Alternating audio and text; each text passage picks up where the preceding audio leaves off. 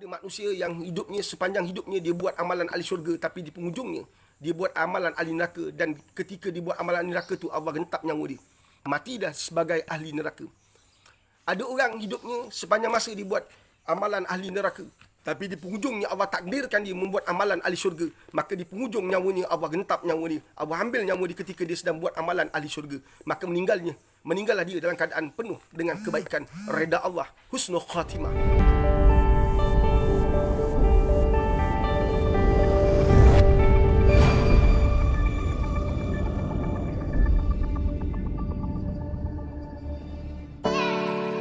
Rasa yang lazat,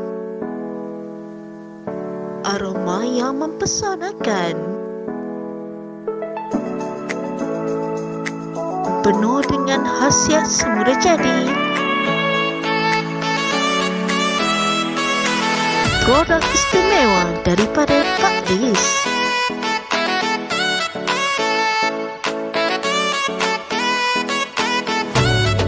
Pak Lis Coffee, dapatkan segera.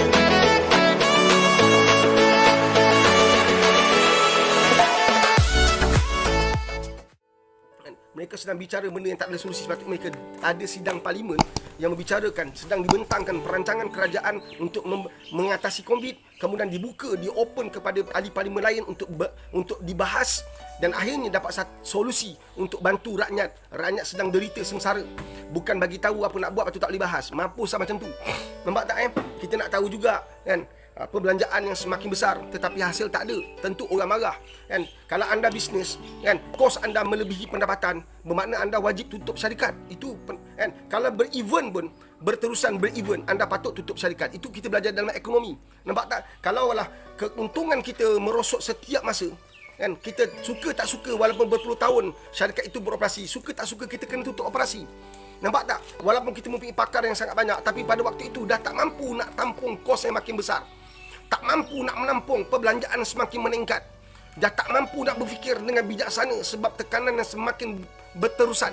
Maka akhirnya terpaksa tutup. Ada banyak hotel-hotel besar kat Melaka, Hotel Ramadah, hotel lama tutup kan. Kita dengar Hotel Istana KL, banyak syarikat-syarikat besar lingkup kan. Kenapa mereka tutup? Sebab penutupan itu jauh lebih baik daripada terus operasi.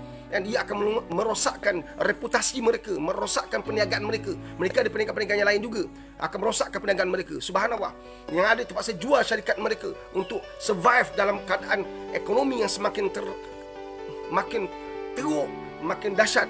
Subhanallah. Ya betul, satu dunia lalui, tapi Malaysia antara paling worst kan. Jadi kita nak kan, pembentangan dilakukan, tindakan dengan pantas diambil, tindakan dengan agresif diambil kan, dan dia tidak boleh diatasi dengan hanya mengharapkan vaksin dapat bersemurang akan selesai masalah. Masalah tak akan selesai. Dan kalau kita tak ada perancangan dari sisi sudut ekonominya, dari sisi sudut banyak aspek lah kita kena ambil berat kan. Dari sisi sudut ekonominya, pelaburan semakin berkurangan, kemudian kita tipu, kita kata pelaburan bertambah. Siapa nak labur sebuah negara yang ekonominya semakin suram, politiknya tak stabil? Mereka nak labur bukan RM1, RM2, mereka nak labur bilion, mereka nak labur ratus juta, ribuan juta. Maka mereka akan buat kajian yang sangat dalam. Sesebuah negara yang mereka nak labur, mereka akan buat kajian sangat mendalam. Apa kerajaan boleh bagi dan apa betul-betul impaknya ke atas pelaburan mereka, bukan gurau-gurau. Sedangkan mereka dapat maklumat bahawa banyak syarikat-syarikat besar sedang menukarkan operasi mereka ke negara lain. Ini benda besar. Allahumma salli ala Muhammad wa ala Muhammad kan.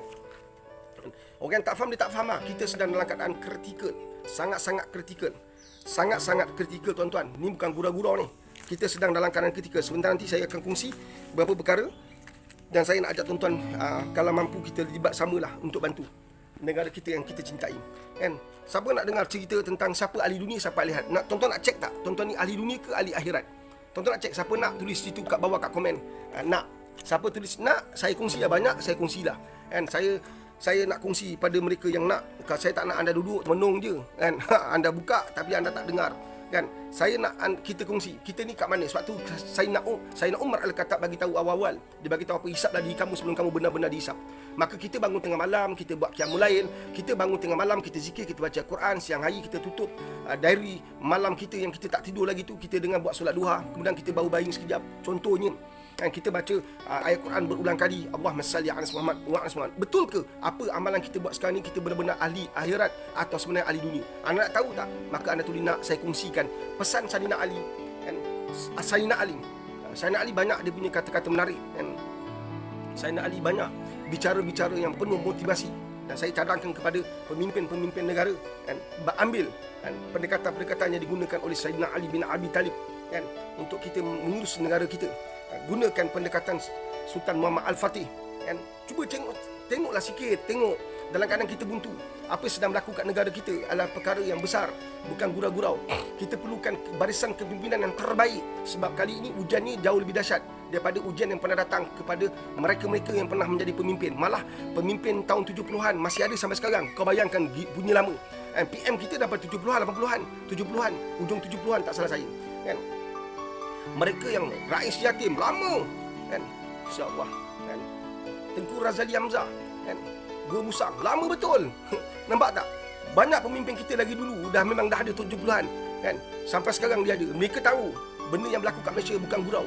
Kita perlukan tim yang paling pakar, kita perlukan tim yang paling power, kita perlukan tim yang paling luar biasa dan bertindak dengan pantas, bukan lagi nak bincang mampus rakyat makin mati. Hospital dah tenat. Saya kongsi perkara yang patut saya kongsi. Benda fakta daripada kajian yang saya buat sebentar tadi, saya buat lagi. Ini benda-benda penting. Dan kita tadi sempat kita bincang dengan tim kita, kita nak apa yang boleh kita bantu, kita bantulah.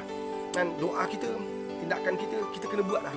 Tuan-tuan nak banyak nak alhamdulillah. Anda nak alhamdulillah subhanallah. Kata Sayyidina Ali ketika ditanya, bagaimanakah seorang itu ingin mengetahui bahawa dia ni ahli dunia atau ahli akhirat? Saya risau juga kita sembahyang, tapi dalam hidup sebenarnya kita ni ahli dunia. Tuan-tuan, hadis sahih tuan-tuan. Ada manusia yang hidupnya sepanjang hidupnya dia buat amalan ahli syurga, tapi di penghujungnya dia buat amalan ahli neraka, dan ketika dia buat amalan ahli neraka tu Allah gentap nyawa dia. Mati dah sebagai ahli neraka. Ada orang hidupnya sepanjang masa dia buat amalan ahli neraka, tapi di penghujungnya Allah takdirkan dia membuat amalan ahli syurga. Maka di penghujung nyawanya Allah gentap nyawa dia, Allah ambil nyawa dia ketika dia sedang buat amalan ahli syurga. Maka meninggallah dia dalam keadaan penuh dengan kebaikan, reda Allah, husnul khatimah. Nampak tak? Jadi jangan kita nampak diri kita bagus, sebab tu kita kena banyak doa. Allahumma ini husnul khatimah, Allahumma rzuqni taubatan nasuha qabla al-maut, ya muqallibal qulub sabiq qalbi ala din. Amalkan amalan tu.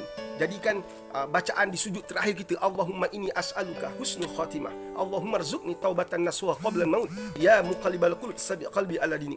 Jadikan bacaan tu sebagai bacaan di sujud terakhir kita. Jadikan bacaan tu, Allahumma inni as'aluka husnul khatimah. Kita doa mudah-mudahan Allah beri kita mati dalam husnul khatimah. Allahumma rzuqni taubatan nasuha qabla maut. Mudah-mudahan kita diberi kesempatan untuk bertaubat secara nasuha, bukan taubat biasa-biasa. Ya muqallibal qulub sabiq qalbi ala dini. Mudah-mudahan hati kita tidak berbolak-balik. Suatu amalkan juga. Ayat Quran ni baca setiap hari tuan-tuan, jangan lupa. Rabbana la tuzigh qulubana ba'da idh hadaytana wa hab lana min ladunka rahmah innaka antal wahhab. Subhanallah. Mudah-mudahan Allah tak tarik yang apa Allah dah bagi. Allah hidayah yang Allah bagi pada kita ni Allah tak tarik balik. Subhanallah. Jangan pula besok kita beribadah kita rasa letih beribadah. Kita beribadah kita rasa letih. Tuan-tuan, dunia tempat jatuh, akhirat pun tempat jatuh. Jatuh macam ni tu Pak Riz. Dunia tempat jatuh sakit, akhirat tempat jatuh cinta. Rasa yang lezat, aroma yang mempesonakan, penuh dengan khasiat semula jadi. Produk istimewa daripada Pak Riz.